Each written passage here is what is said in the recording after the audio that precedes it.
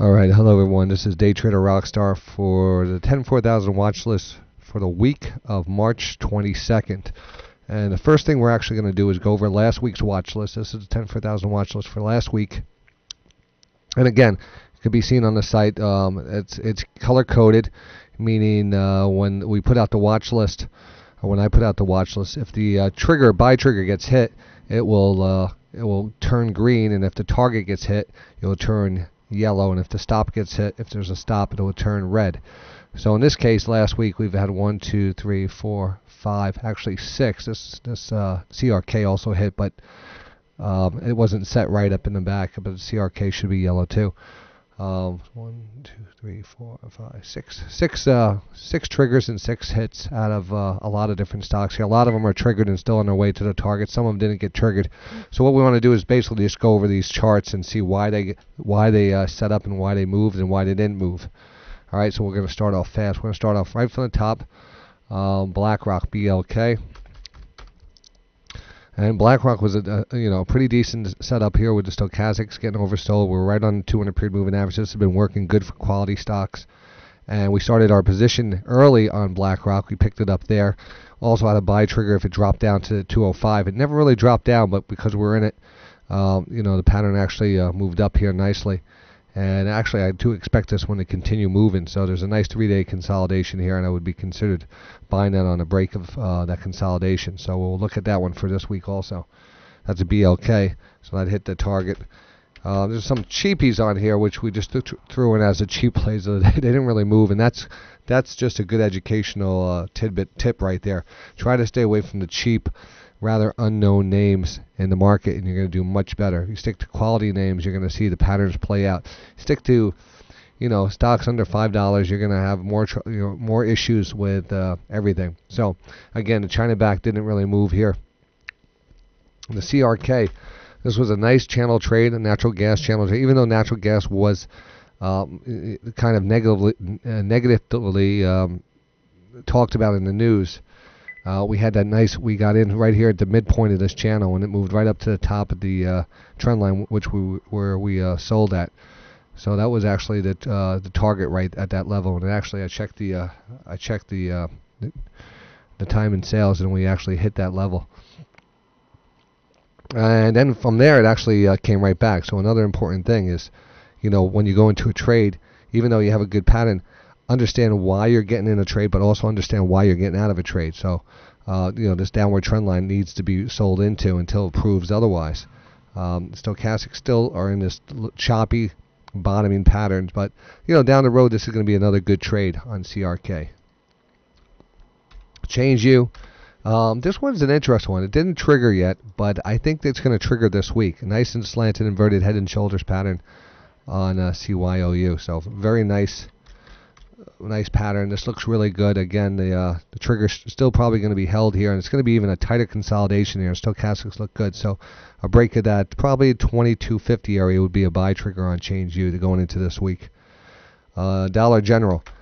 This was I did a video on how to add IPOs to your watch list, your weekly watch list, and I showed how to scan for those. And basically, this was one of those plays, and actually exploded perfectly. Went up to our target, hit our target, and actually pulled back a little. But again, because we had a buy trigger and a target in, we were able to get in and get out with some nice money. And then we let it just until that pattern comes into play again. I wouldn't bother with it.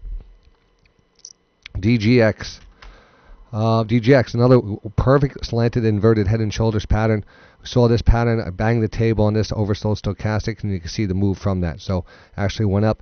The resistance area or target area in this area would be that gap resistance, a little gap here. And there's a little overhead resistance. So price went right up to that level. Stochastic getting a little overbought now, and we get a little pullback. This still looks very bullish going forward, but the trade worked out great. And again, this is just a pattern I focus a lot on the radio each day. The slanted inverted head and shoulders. I focus this on the 5-minute, the 60-minute, and the daily charts. A really good pattern to learn. IGT. Another interesting setup here. We have a nice channel line. We're in the lower part of the channel. Channel has been tagged multiple times.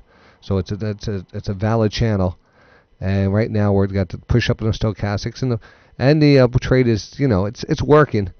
It's working, but it hasn't hit its target yet on IGT. So we're going to continue to watch that. And actually, I didn't take the trigger on this because I just didn't take it. But now that we got through the week here and we're actually showing the 3-day consolidation, stochastic still okay, I would probably take this trade this week if we broke that 3-day consolidation, which I'll post up on the site there. Intel, INTC. Excellent stock. It pretty much continues to hit our targets. We had a trigger last week. What did it go? Well, actually, it was $23 was the target, but we had that breakout right here. I said, watch that, and we got that major breakout. And I had a really big target on here. Target's still going to be hit. We moved up to, that 22.35 to 22.40 area, and 22.40 area. And just continue to show good strength on this. We continue to hold Intel and buy it on any pullback. OXY, Occidental Petroleum. And another decent pattern here going into even into this week coming up. We actually had a buy trigger on the breakout of that consolidation, and it actually did run up here on that consolidation. So it was a nice little pop there. It pulled back. Did we even hit that? Oxy. $84 was the target. 82.58 we closed at. So we're still above the trigger, and everything still holds up on that. But we'll love to have gotten the follow through a little bit better on Oxy. OXY. Penn Gaming.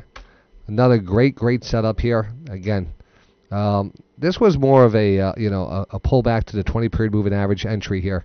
All right. So I saw the pullback here. We're going to hold. And we had a good feeling that we're going to get that final push here. Stochastics were starting to turn back up. Everything moved up. We had a nice trade off of that. What was that? The buy trigger was 24.55. The target was $1. It closed on Friday 25.62. So very nice trade, and a perfect setup there on Penn. Pfizer. Here's an interesting one. I said, do not get into Pfizer. This is a pullback play, until 1680. And on Friday, we did pull back right to that. Let's see if we can get that up on the 5-minute chart. Look at how we spiked right down to that 1680 area. If you look on the watch list, it says pull back to 1680. It pulled back, tag 1680, and bounced right off of that nicely on volume. All right. Now, I didn't take that trade. Just too busy with other trades at the time. But if you're focused enough and you're not watching 1,000 stocks like I am, and you have a decent focus list, you could easily, scalp this trade, or actually taking this trade for a position at this point. I like the pullback. I'm actually probably going to look at entering Pfizer this week at some point. I might do a little more research on it and give you a better trigger. Might even look for a little lower number there. STX, Seagate Technologies, started moving up off the channel line, still in play. I still think this one has potential.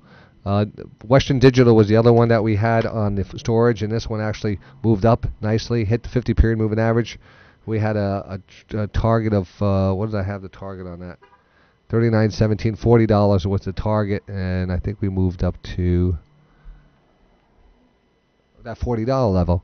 All right, so we just hit that target. We actually sold that into that $39.95 area, and that's why I called the target hit, because I sold that right into that. And again, just taking the profits off the table is half the battle there. And the last one, Sybase, and Sybase just outperformed. I have a continued. Well, last week's target was $48, and we got this is from an entry we took earlier in the week. So we've had 5 up days on this stock. This thing's moved up since we got it back into it, and hasn't looked back. And I still expect to see $50. I'm actually raising my target on Sybase to $50. So I don't think 48 is a problem.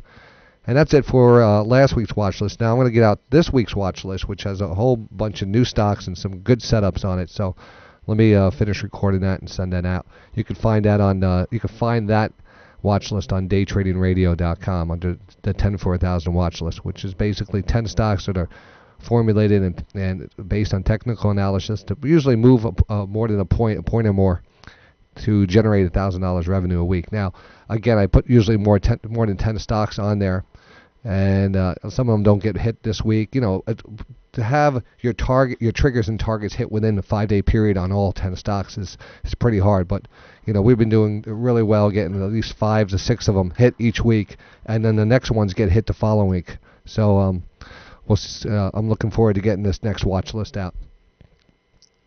Thank you.